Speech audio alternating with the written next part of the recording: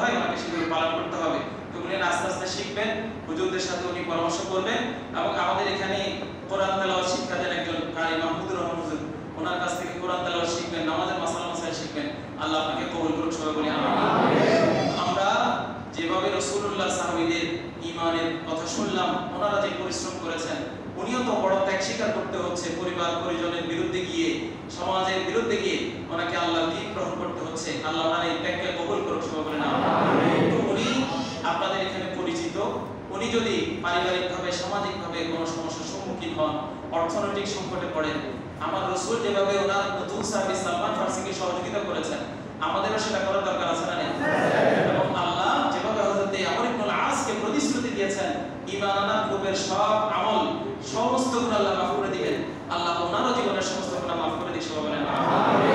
আমরা এখন ওনাকে শাহাদাত পাঠ করাবো, আপনারাও পড়বেন সওয়াবের উদ্দেশ্যে। আল্লাহ আমাদের সবার শাহাদাত কালিমা শাহাদাত কবুল করুন, সবাই বলেন আমিন। আপনি বলেন আশহাদু আল্লা ইলাহা ইল্লাল্লাহু ওয়াহদাহু লা শারীকা লাহু ওয়া আশহাদু আন্না মুহাম্মাদান আবদুহু ওয়া রাসূলুহু।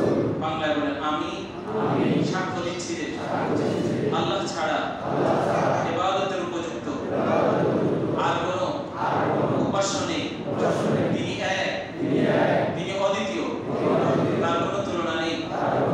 এবং আমি আরো সাক্ষী দিচ্ছি যে হযরত মুহাম্মদ সাল্লাল্লাহু আলাইহি ওয়াসাল্লাম ওনার প্রিয় বান্দা এবং প্রিয় রাসূল।